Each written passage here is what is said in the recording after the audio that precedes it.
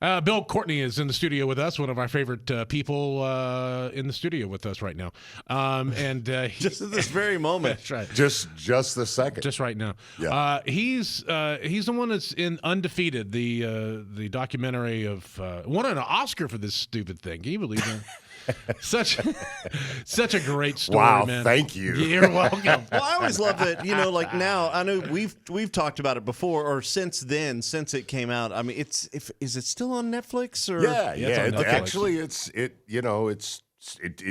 every once in a while it still trends. I mean, it's Oh, wow. Yeah, it's Especially like whenever it comes to football season, people start watching it. and believe it or not, Thanksgiving and Christmas. Oh, speaking of Thanksgiving, the turkey person thing is something I bring up all the time, and it's not in the documentary. But No, it's in my book. Yeah, in Against the Grain. And dude, I still bring that up all the time, and people are like, "What's a turkey person?"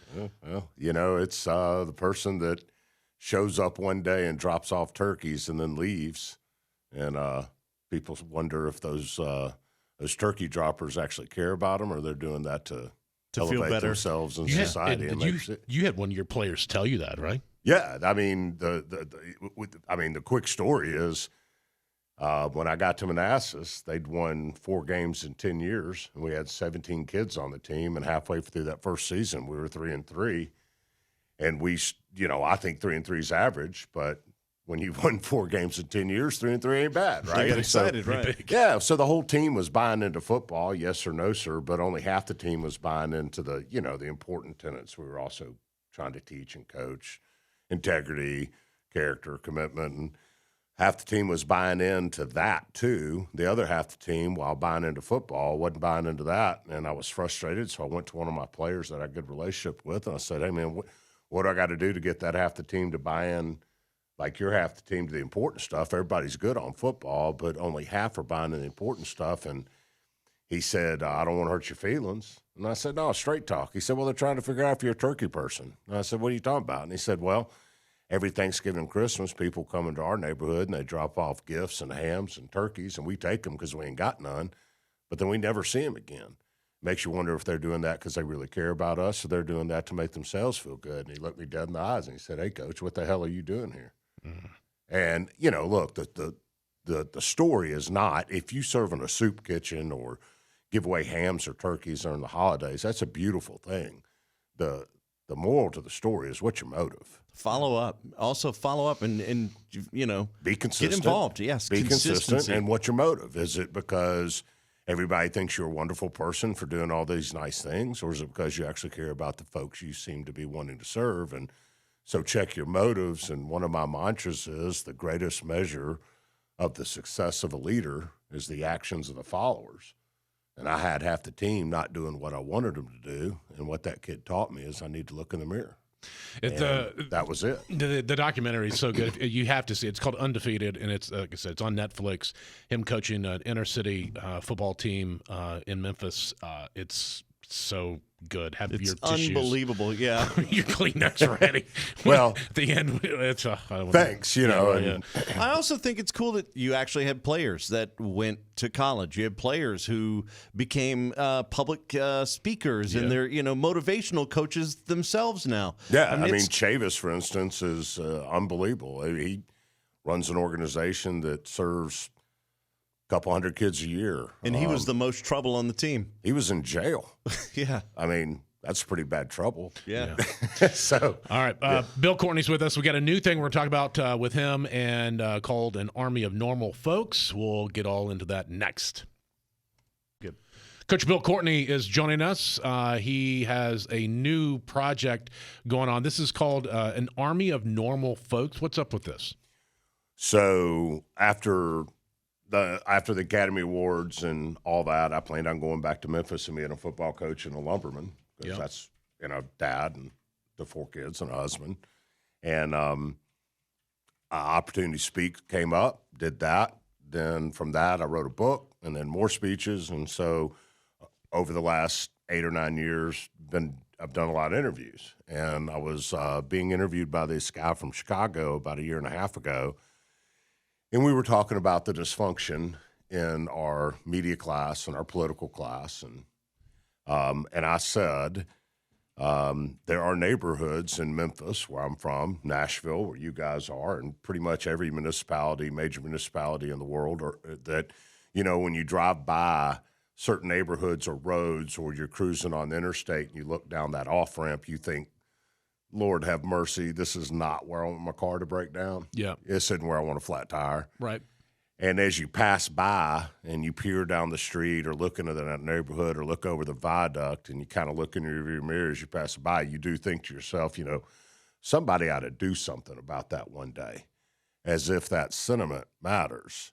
And my suggestion is we may need to start kicking that rearview mirror about 15 degrees, look ourselves in the eyes and say, maybe I ought to do something about that one day. And I just don't think, that decades-old programs that were probably had some validity and all when they were started are not working. So government has proven woefully inadequate in caring for the most disadvantaged among us. And smart people on CNN and Fox dressed up in nice clothes using big words nobody ever uses in a real conversation don't seem to be fixing anything. And I just think, it's going to take an army of normal folks that just see a piece of need in their corner of the world, in their community, that instead of thinking somebody ought to fix that, maybe I can fix that, and seeing a need and filling it. And I said that in this interview. And so they called me back about 6 months later and said, we've been thinking about what you said. We want to start a podcast and a movement called An Army of Normal Folks. We want you to go around the country interviewing people that are not politicians, are not A-listers, are not, somebody are not ordained, that have real problems like normal folks, money problems, family problems, difficult problems. And despite those problems, not because they're these perfect, wonderful picture of a person, but despite those problems, have still done extraordinary things in their communities. And we want to tell those stories, and they need to be interesting and have conflict and be redemptive and be entertaining, but also be inspiring, so that every week release a new show that as we grow this army of normal folks listening, that eventually they will find something that they have a particular discipline in and a passion for, and see a little piece of need in their community and get involved and create a show called An Army of Normal Folks. It's also a movement to encourage people, whether you're black, white, Asian, Hispanic, male, female, Christian, Jewish, Hindu, Muslim, Democrat, Republican, moderate, whatever, that there is one thing, despite all of the categories we are now putting ourselves in that divide us, that we can all kind of rally around, and that's doing something good in your community for your fellow man. And exploring those stories and trying to inspire people to get involved. It does.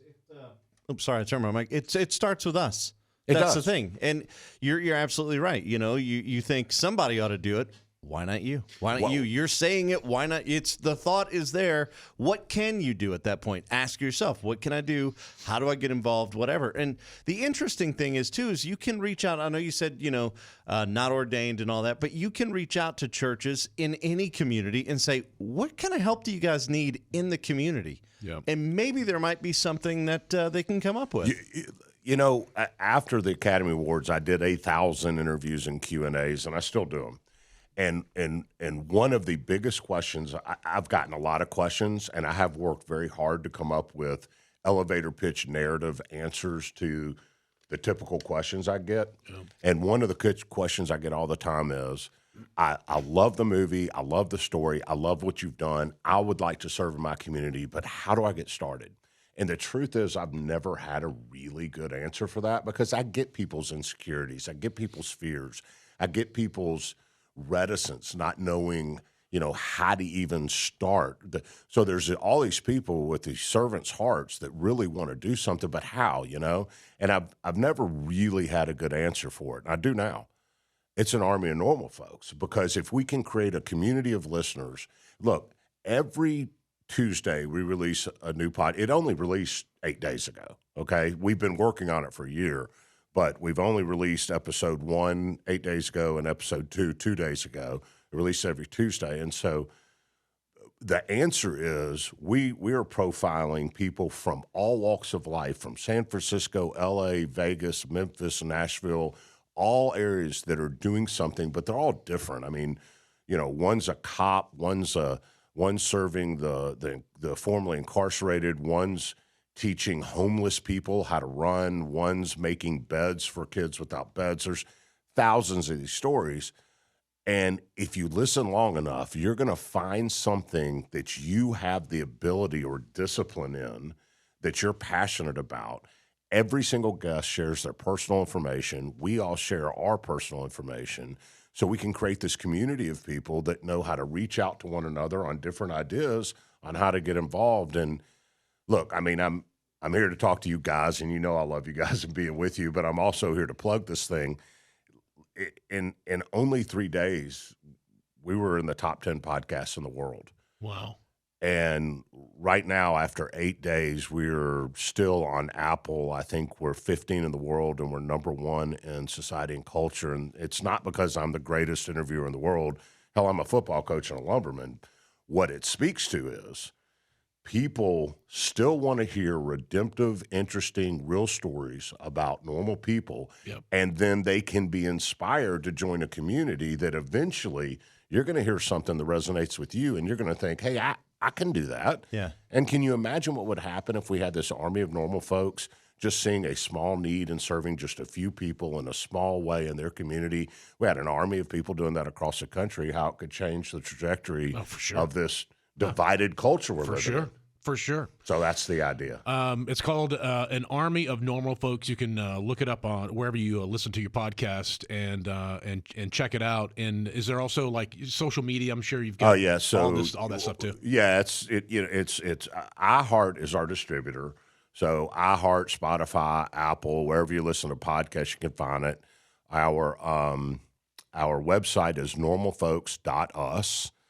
You can find it on my website, CoachBillCourtney.com. You can find it on my social at I am Coach Bill, or all the normal folks social. It's all over the place. Yeah, if you just Google An Army of Normal Folks, you'll find all kinds of stuff. Absolutely.